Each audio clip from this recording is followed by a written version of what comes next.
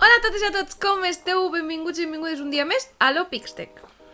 Pues bueno, el programa on normalment tu agafes i mos veus a nosaltres llargar i xerrar de cosetes interessants, friquis, respecte a tecnologia i videojocs. I a més ha sigut super complicat perquè hem hagut de fer un resum i escollir ben bé notícies de 2 setmanes amb este pont.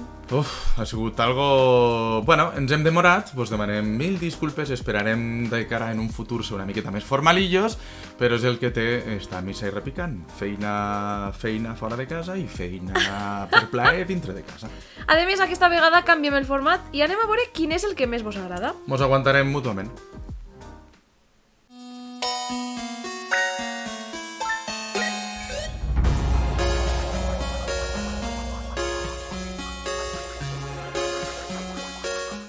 Bé, i comencem per l'apartat de videojocs i és que n'hi ha un mogolló. Mogolló que me diu a mi fes una tria, però al final ha sigut això la Bíblia en verso. Però hem escollit els que més mos han interessat. I comencem perquè ja tenim data per a la versió Next Gen de The Witcher 3, The Witcher. Mi Witcher. Tot i que ja sabem que segons rumors de CD Projekt Red estaria treballant en un nou The Witcher. També dir que amb la sortida de la segona temporada de The Witcher a Netflix, pues, jo crec que està en un punt prou interessant.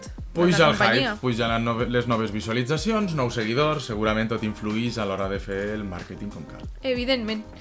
I ara continuem també amb el món dels videojocs, evidentment, però no per a jugar, sinó per al seu rendiment. I és que pots customitzar la teua RTX 3080 amb estil Minecraft, no? Una colla de xorraes. Ho sento molt, però...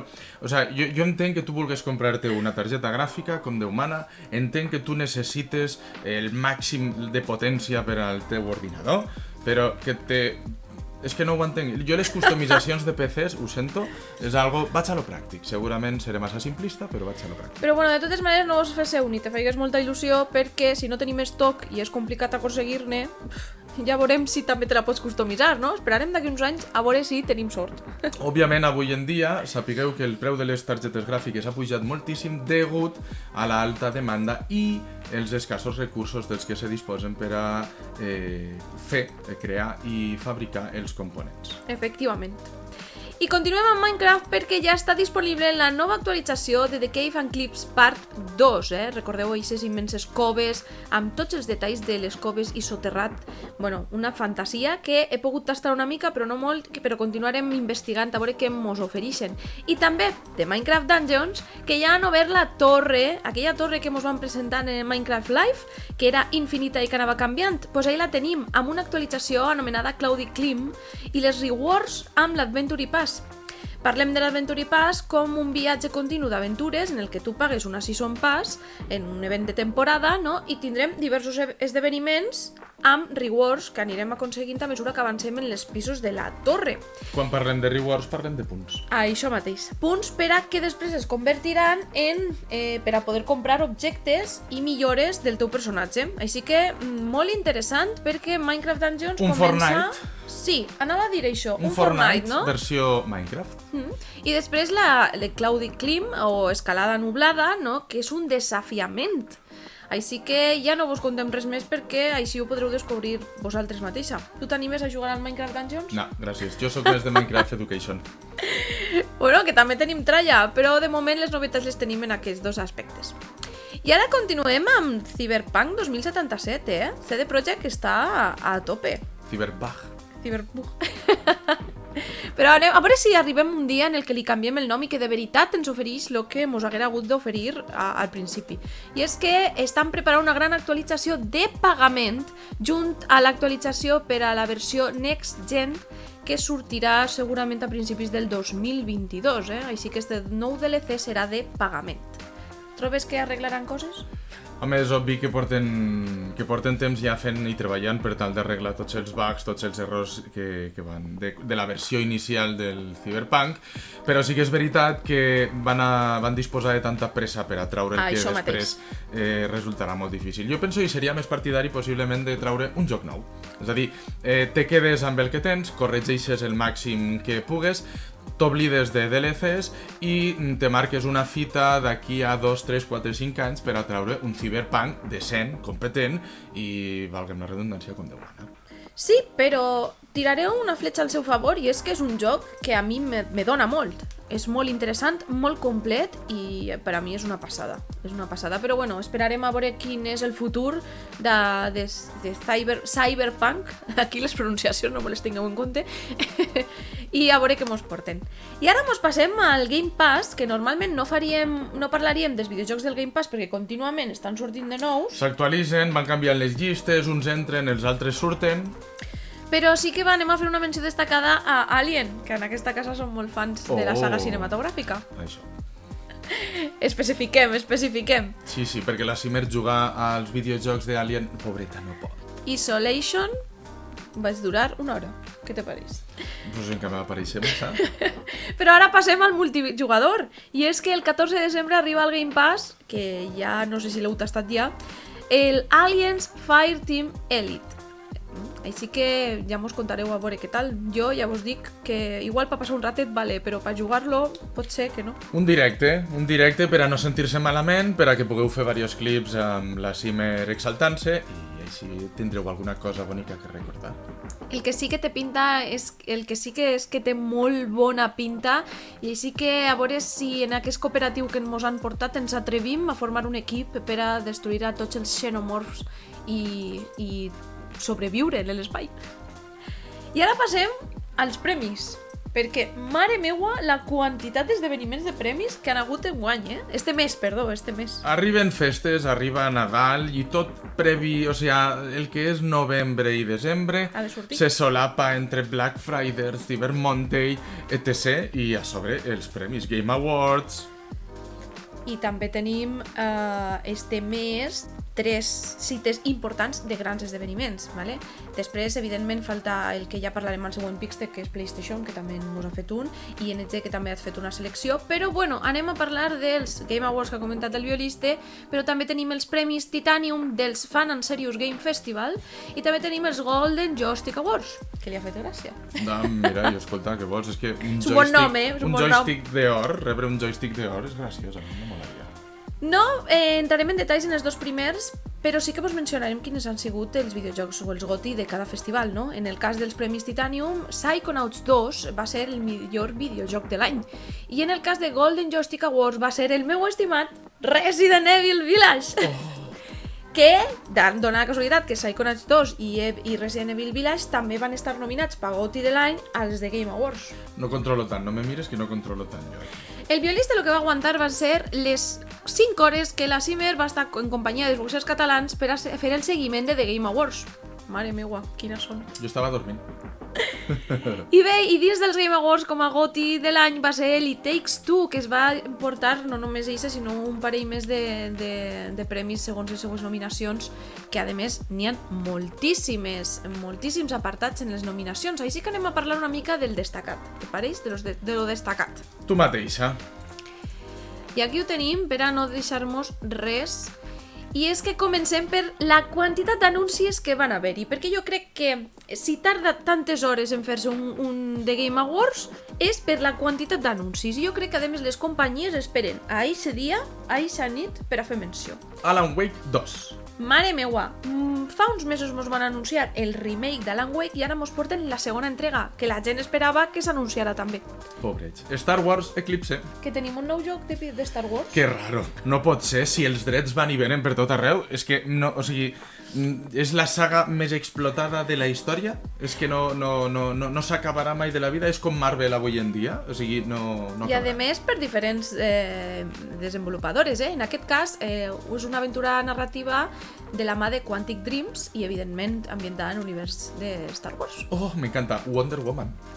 Wonder Woman! Va ser un anunciaco, sobretot en aquesta casa que ens agraden els còmics. Som més de Marvel, però el violista tira més cap a DC. Això és veritat, jo ho sento, però el meu preferit de Marvel és Spider-Man, el meu preferit de DC és Llanterna Verda, jo tiro cap a aquí. Sonic Frontiers. Sabeu, a més, que cinematogràficament parlant de la petita rabosa blava, se mos va presentar el tràiler de Sonic 2. Així que també van aprofitar per a presentar-nos el nou videojoc. ja veus. Sega està que lo peta. Hellblade 2. Esperadíssima entrega que mos van portar un gameplay en temps real. Quina passada de gràfics i pell de gallina només de pensar de la nova aventura de la nostra Senua, que a més se va anunciar aquesta entrega molt poquet als The Game Awards 2019. Esperem a veure què mos porta Ninja Theory. Recomanable molt Hellblade 1 pels seus efectes, per la seva banda sonora i per, òbviament, el concepte immersiu que esperem continuï i es mantingui en Hellblade 2. Slitherhead, perdó. No, és que jo ho sento, en estos noms i damunt no controlo el mitjà d'anglès, soc molt bàsic en este àmbit. Notición perquè el creador de la famosa franquícia Silent Hill mos porta aquest Slitherhead, un joc de terror de la mà de Keiichiro Toyama. The Expanse. Nou joc de Telltale Games, que quasi que van pensar que desapareixia, però no, aquí estan perquè ha regressat amb un joc episòdic, ja sabeu, rotllo Life is Strange 1 i tot això, el seu sistema d'episòdics, de capítols, però és que a més està ambientat en la sèrie d'Amazon Prime, The Expanse. Oh, que bonito, per favor. Bueno, moltíssimes coses que ja podreu veure perquè la xarxa se va plenar de totes les notícies que van sortir i jo crec que any rere any s'estan superant. Si voleu informar-vos molt més, òbviament no dubteu en buscar. Que Sant Google, Sant Bing i Sant Yahoo estan a disposició de l'usuari. No? I a més que nosaltres deixarem els enllaços per si voleu més informació. Ah, tinc que fer doble feina? Pues clar que sí. Jo pensava que preparant-me el guió ja en tenia prou. Joder. I continuem perquè Fauzi Maesmar és el nou vicepresident editorial d'Ubisoft. Una bona notícia. Bueno, ja sabeu que estos mesos han hagut molts de canvis, Violiste. Així que un mes... ahí el tenim. Todo lo que corresponde a Radio Makuto y Culebrots, telenovela, la Simmer está al tanto. Jo no tant, però bueno, escolta, que si canvia el CEO de Ubisoft, canvia el CEO de Ubisoft. Però és que a més, el que és creatiu, vale, vos mencionem dos títols que segurament vos sonaran per a que vos entreu una miqueta en saber qui és.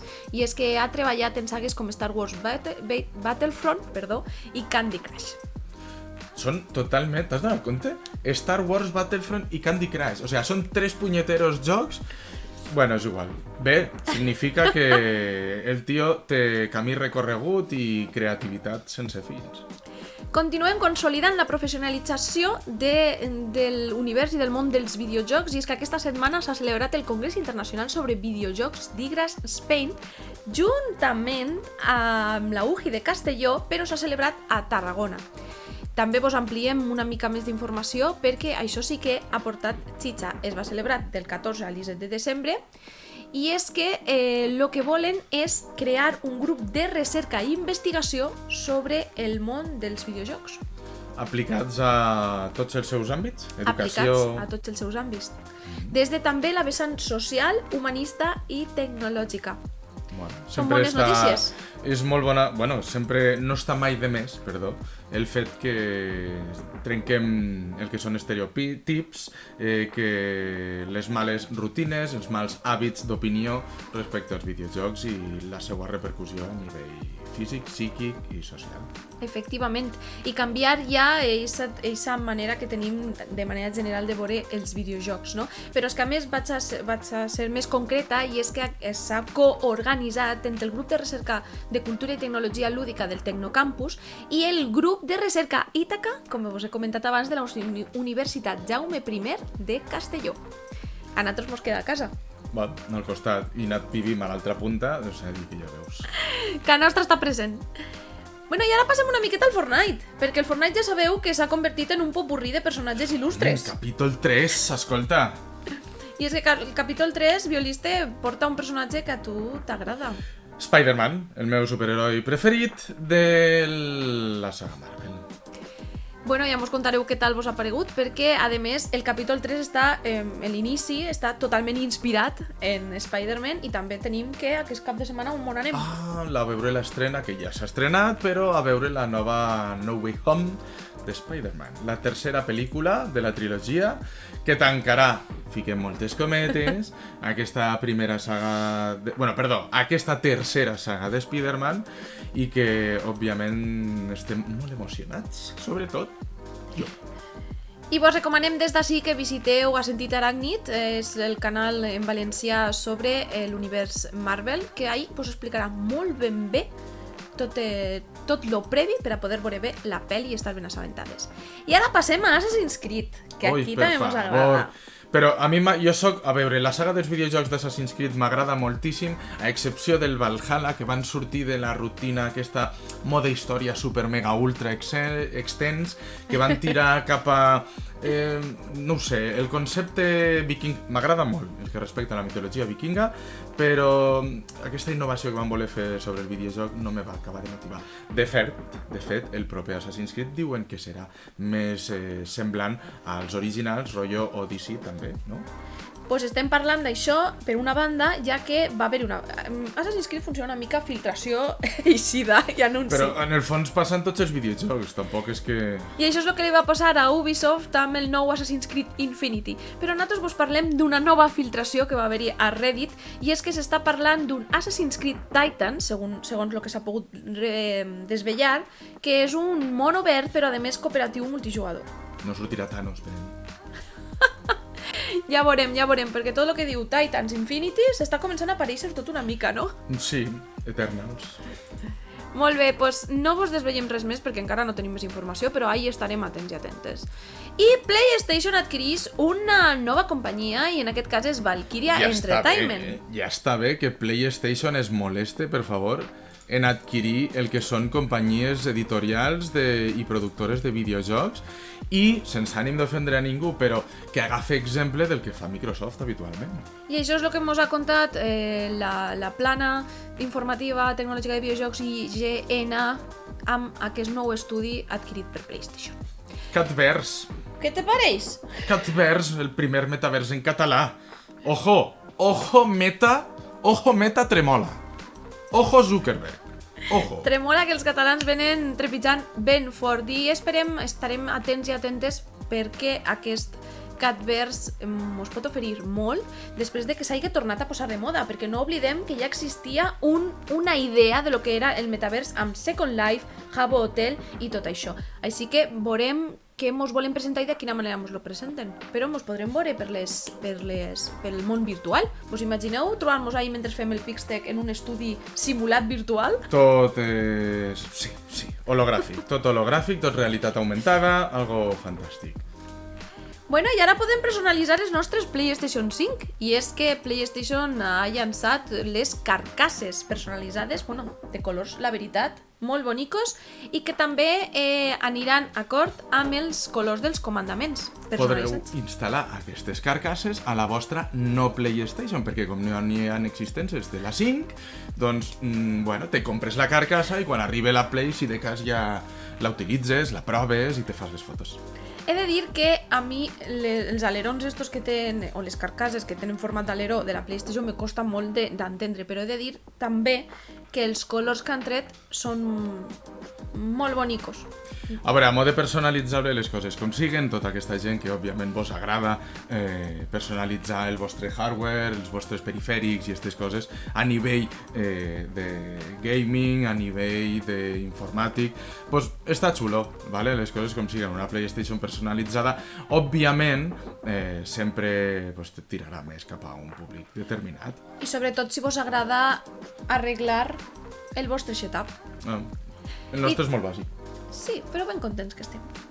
I quin serà el preu? Pues el preu serà de $55, així que estigueu atents per a poder adquirir-los. I si ja l'heu adquirit, comenteu, deixeu-nos el comentari a aquest vídeo i a veure què tal vos han paregut. Microsoft, passem d'una banda a l'altra i estrena la història de Xbox Power On. Ja es va anunciar a l'esdeveniment especial de Xbox pel seu 20è aniversari i ara ja l'hem pogut veure.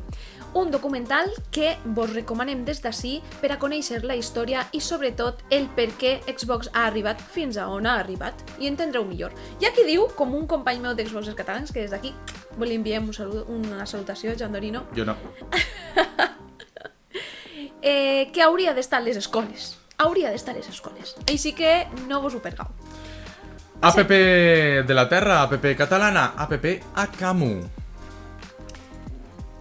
Molt bé, i és que des de la Universitat Politècnica de Catalunya mos parlen d'aquest joc en línia que ajuda a memoritzar els conceptes en els estudis d'enginyeria, marca catalana, i a més ha estat premiat amb la convocatòria europea Unit for Future.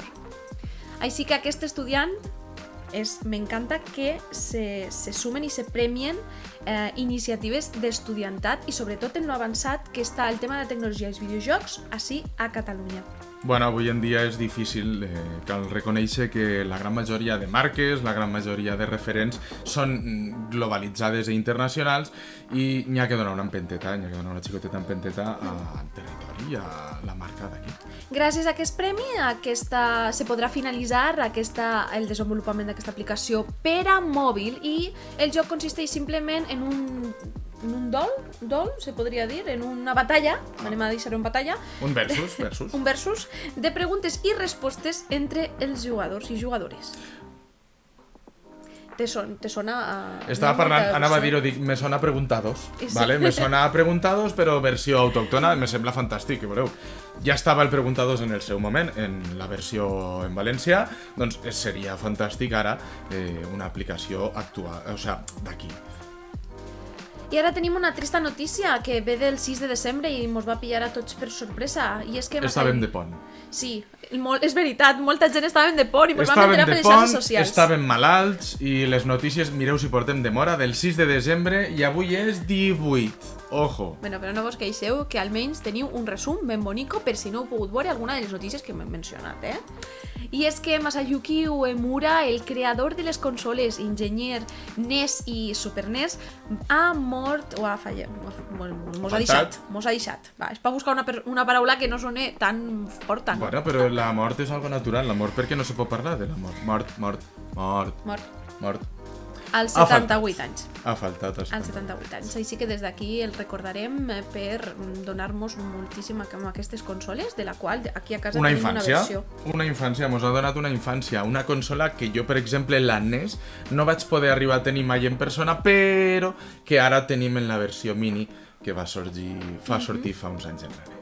Amb una gran carrera a Nintendo i va ser una persona molt influent en el seu camp. I continuem, a veure què mos queda en apartat de videojocs. Jo crec que en aquesta entrega de l'Opixtec serà llargueta, així que ja mos contareu què tal. Ubisoft Quartz.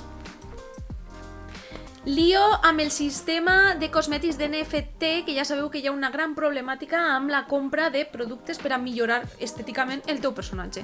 Així que, deixant de banda la polèmica, vos anunciem que Ubisoft ha presentat ja oficialment Quartz i, evidentment, ha començat amb el Ghost Recon Breakpoint. Bueno, i fins aquí l'Opixtec. Sempre me passa per corregir, Per què? Perquè ho intentem formalitzar i no. Els loismes són nostres, del Maestrat, del Tortosí, del Valencià del Nord, de com vulgueu dir-li. Bueno, que només hem parlat de videojocs, la Cimer estarà contenta avui. Hem tingut moltes notícies, així que no patiu que el dilluns tindrem nou Pixtec amb molta més tecnologia i una mica més de videojocs. Adeu. Adeu.